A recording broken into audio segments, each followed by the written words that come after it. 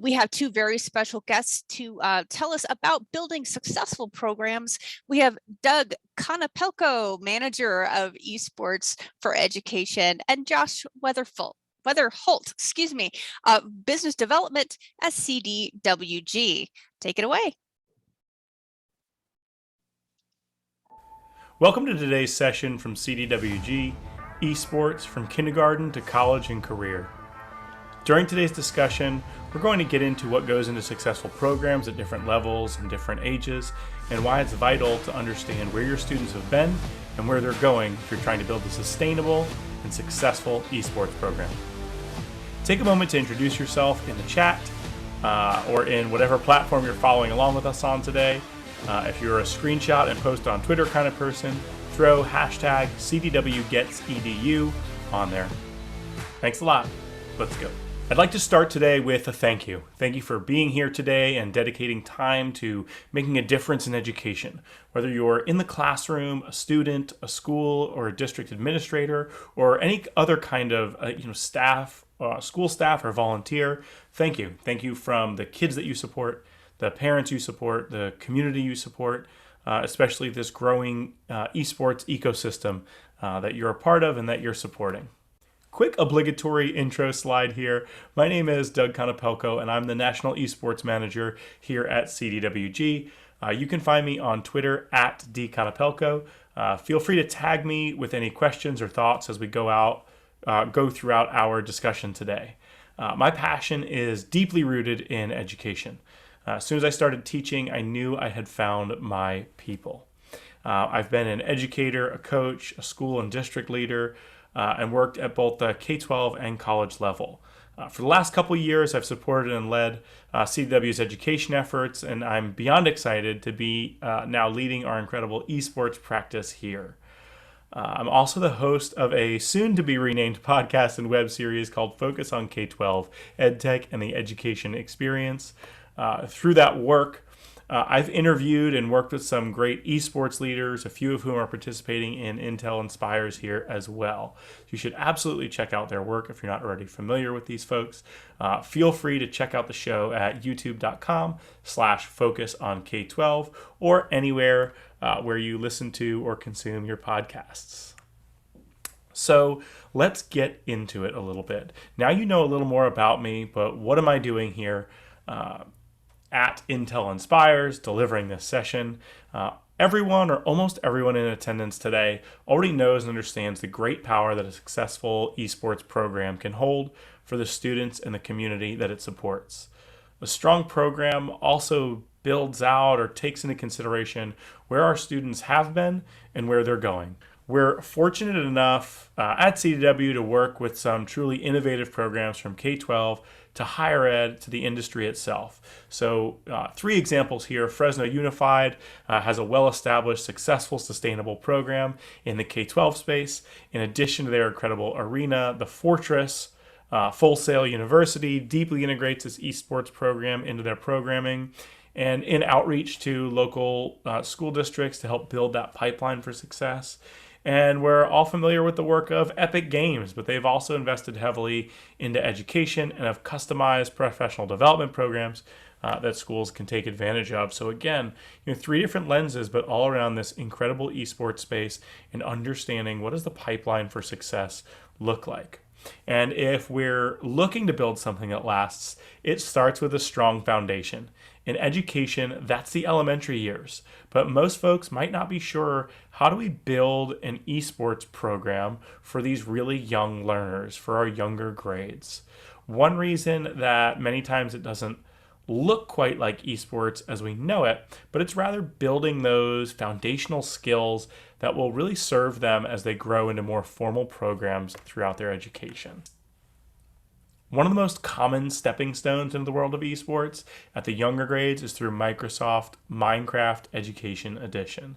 So if you're able to, make sure that you catch the session with Microsoft leaders tomorrow to dive in deep.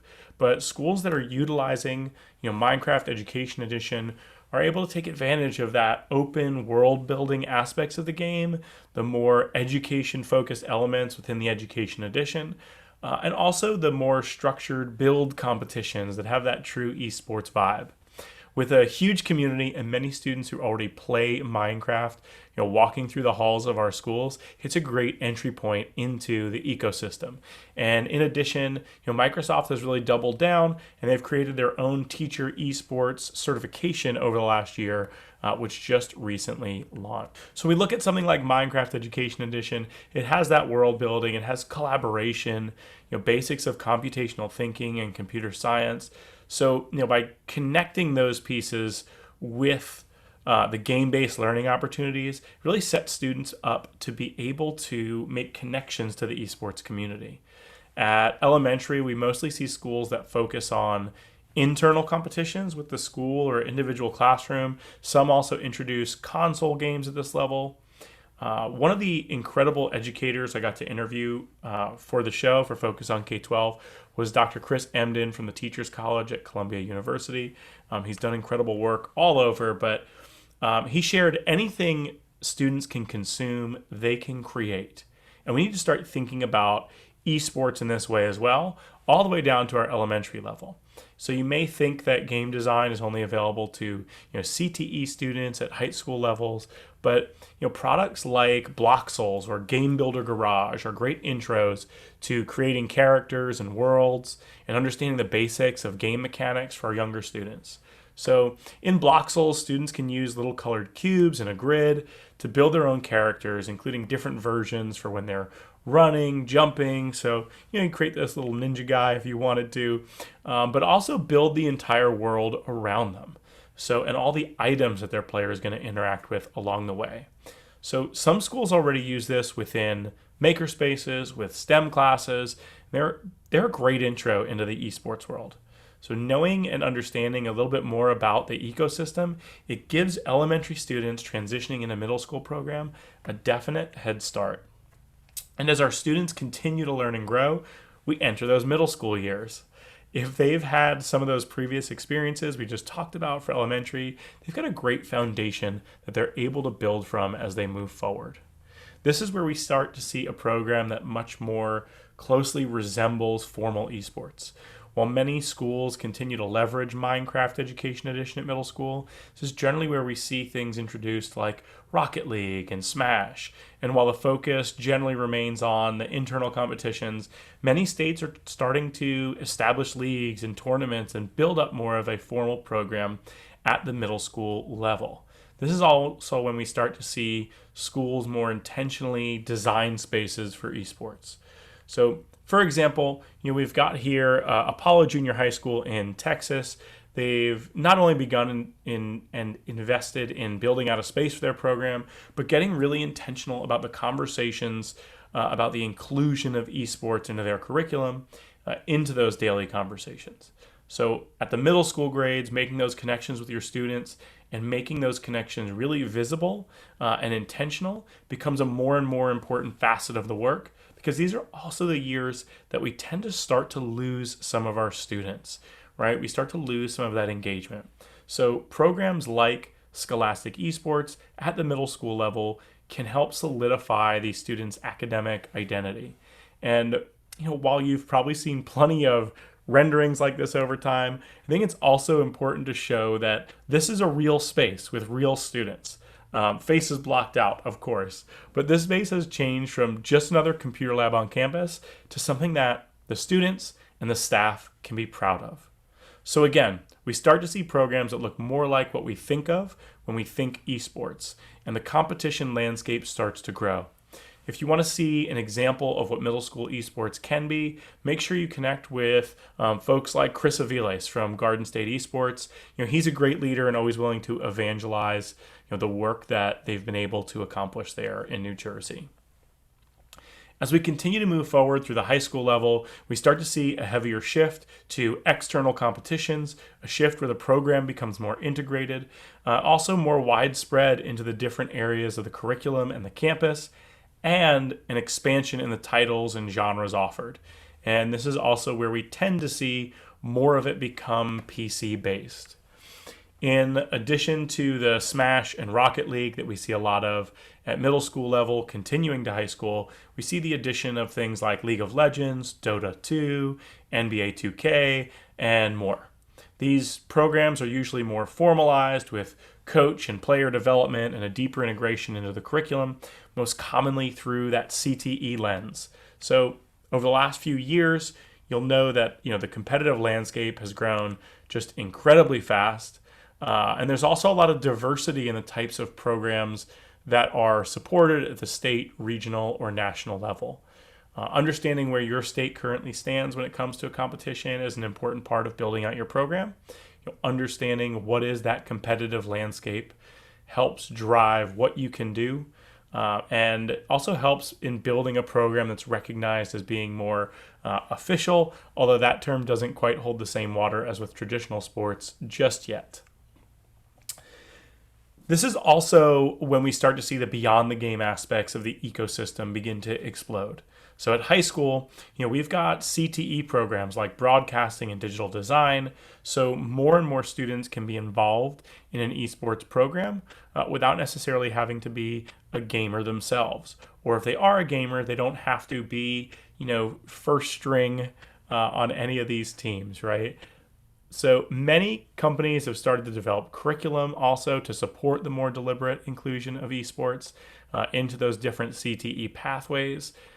Those specialized skill sets that the students are developing also go a long way to creating a pathway to college or career.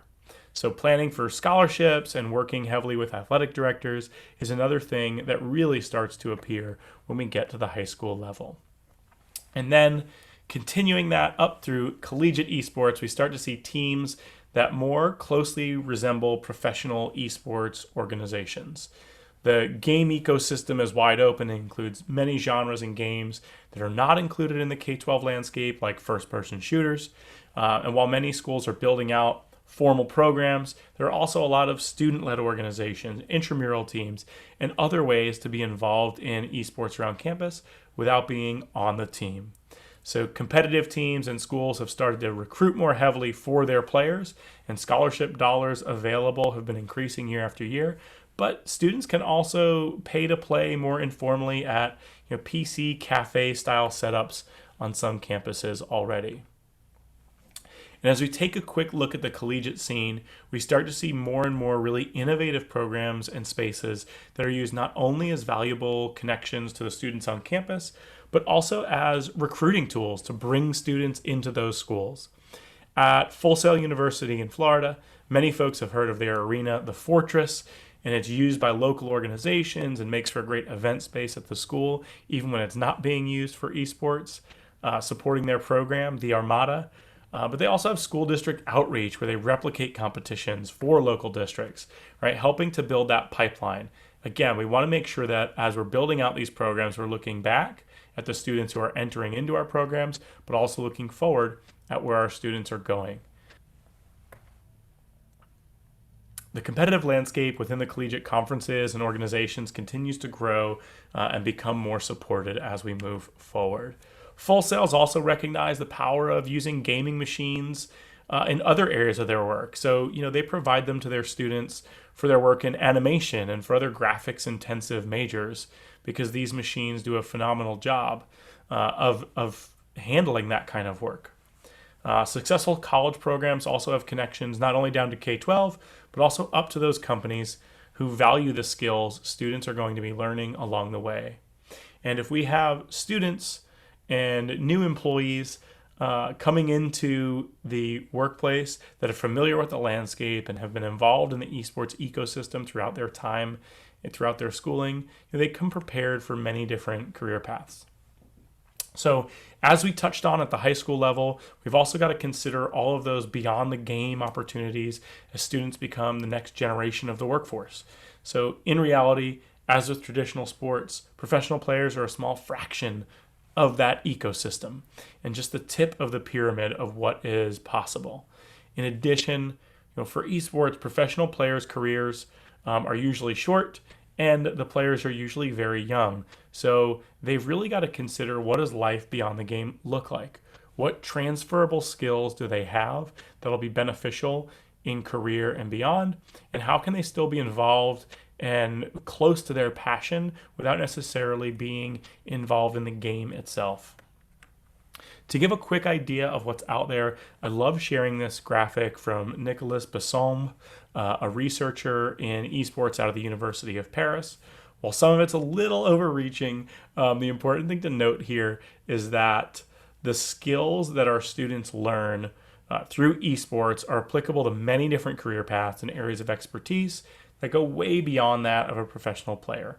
There's so many opportunities within the marketing fields for students who have experience managing their team's social media presence in high school and college. There's a direct correlation in the professional world. For students who are involved in the production of a team's live stream, there are both production and hosting opportunities abound. To relate this back to professional sports, only a small handful of collegiate student athletes become professional players, but many support professional organizations or are involved in different ways.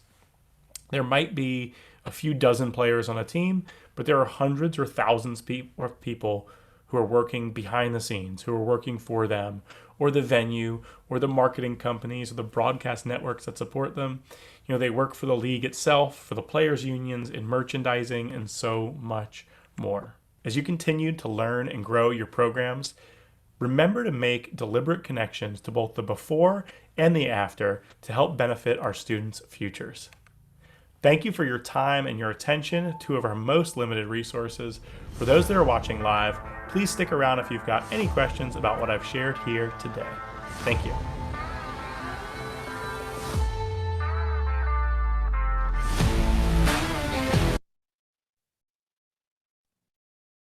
Thank you so much, Doug. And thank you to everyone who's been participating in the chat. We've been having some great conversations in there. So I haven't seen any specific questions come in. So I'll just start out with what is the coolest thing you've seen an esports program do so far? Have you seen like a really cool activation or a really creative way that someone integrated esports? So I think I'm gonna throw that one to Josh because he has worked with like hundreds of our schools on their programs and has a much bigger knowledge base to pull from there. So Josh, what do you think?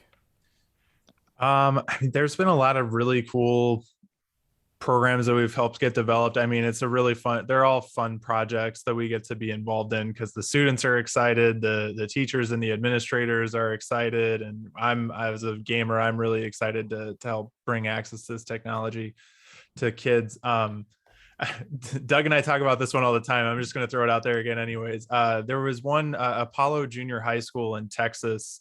They're out of the Richardson ISD school district.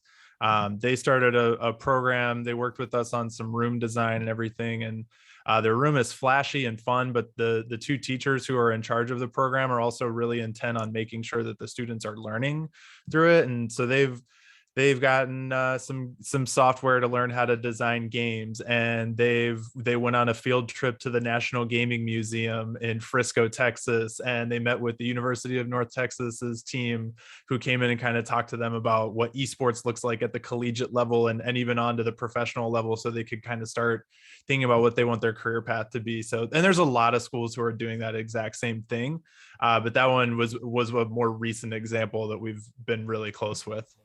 Yeah, and right after you said that, I just thought of it hasn't happened yet, but I mean, we were on a call, I think it was earlier today, about a school district who's going to be like outfitting a semi truck to be like a mobile gaming arena. So, I mean, if we have this conversation a year and a half from now, probably is my guess, then that's for sure going to be my answer.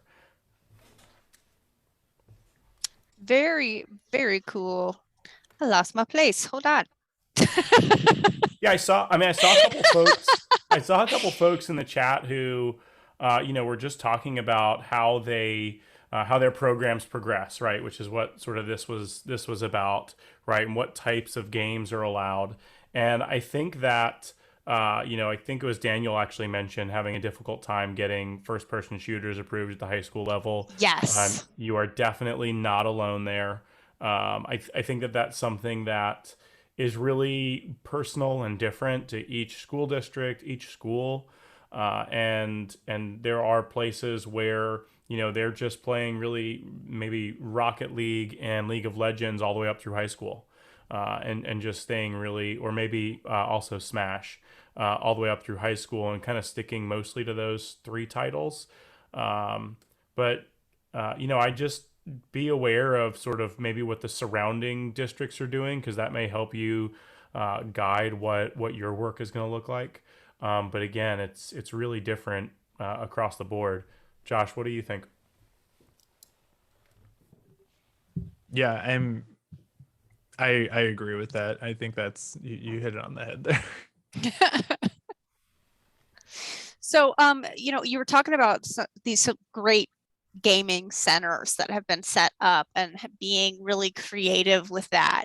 How do you see, or what kind of advice do you have for schools that maybe want something like this? But funding is a big problem. Sometimes, especially people, it rolls downhill, folks. We all know that. So you have people you have to answer to. And if they don't understand or like esports, for example, and they're like, why can't they just share our computer lab from the 90s? What kind of advice would you give for hyping something like this up, getting backing from people who control the purse strings? Yeah, I mean, first thing I would say is definitely start the planning before you have a really great idea about the funding, right? Because what tends to happen is funding, especially within education, right? Sometimes it just pops up, right? And if you haven't started preparing yet, they might look at what projects are ready to go, right? So if you've already been doing research into here's what I think we should do, here's what the plan looks like, here's what it would cost in years 1, 2, and 3, building out that plan ahead of time, then as you get to the point where maybe you're applying for grants, you've got a much bigger picture, a much better, clearer picture of what your program could look like, and that will really help drive that messaging to the folks who are either running that grant process, or at your district office, or in your university office. All those different things all require a plan to be in place anyway, so you may as well, if you haven't started yet, start now. And that would also extend to established programs. So I know a lot of the folks in the chat are already esports coaches, or esports directors. So if you already have a program, I always like to look and say, it doesn't have to be, this is my 5-year plan, 3-year plan, and 1-year plan, but just kind of looking at, what do I want version 1.1 to look like of our program? What do I want version 2.0? So what's going to be the next big shift for our program? And what are some of the little shifts we need to make along the way? I think the more prepared you are to have those conversations, the better off you'll be. Fantastic. Now we do have an interesting question here. They said, I tried to bring Minecraft EDU to our district, but Microsoft doesn't play well with Google. All of our student emails are through Google, and thus we couldn't set up accounts. Is there a way around this that I'm not aware of? Does anyone have a question for that, or an answer for that? So I have a non-answer, and then or a quasi-answer, and then a non-answer. So the quasi-answer is, Minecraft is now supported on Chromebooks, which is a great step. But the other thing that I would do is, Microsoft has made a ton of changes over the last few years as far as it goes to how they look at esports, how they look at game-based learning. Really have built out much more around the Minecraft team. So I would give that feedback, or even bring that question. I believe there's a Microsoft Minecraft EDU session tomorrow at Intel Inspire. So I would definitely check that out as well. Great. Josh, anything to add to that? No, that was pretty much what I was going to say. And Doug knows Minecraft a little bit better than I do as well. So, and I was just checking the agenda there is a Minecraft session tomorrow, 2:30 to 3 p.m. Central Time. So that would be a great question there as well. Yeah, absolutely. Please come back tomorrow, everybody. We would love to see you again. And then another question we received was, as far as recruitment for college esports programs, any advice for an advisor for her students? All right, Josh, do you have anything on this one? That's a really good question. I haven't been asked that before, but I mean, I would say, I was a collegiate athlete as well in track and cross country, so I know about being recruited. And I would say that, we want to make sure that we have scholar athletes. So being able to display different ways that they're going to be good students as well as good players. Talking with a lot of collegiate coaches, I know a lot of times they're going to want to see, what does their Twitter stream look like? What does their Twitch stream look like? They want, not only do they want to see highlights, but they kind of want to get an idea of how the person conducts themselves in competition, because we had an inclusivity and diversity session earlier today. We want to make sure that we're having, good digital citizens out there. And that's an important piece to a lot of programs. So being able to see how people are playing, and obviously they're going to want to see your profile and, of the game that you're playing and all of that, so they can kind of see your match history and have a good idea of your stats. It kind of depends, but yeah, that's a really good question. I would also be happy to talk about that a little bit more one-on-one, so we could have a more like kind of a back and forth conversation. That's a really interesting topic. Yeah, I It think the other is. thing, the session that was, I think it was 2 sessions ago with Dana and Adam. If you didn't get a chance to see that one, whoever had asked that question, I would definitely encourage you to go back and watch the session with Dana and Adam, because they did talk a lot about what they're looking for in student athletes, what they do when they're, their scholar gamers aren't meeting maybe their standards for academics, and what else they look at.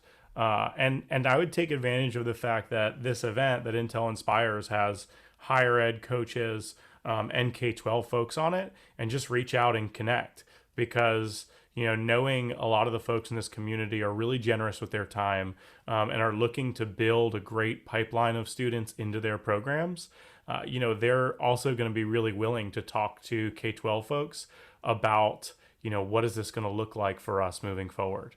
And I saw Adam just threw in the chat, actually, that he would love to talk to them about that question as well. So Yeah, and perfect. just above him, Michael's mentioned make sure they're well-rounded with academics and make sure they learn how to communicate in a professional manner. Those are great points for both for getting recruited for college and when they leave and get jobs.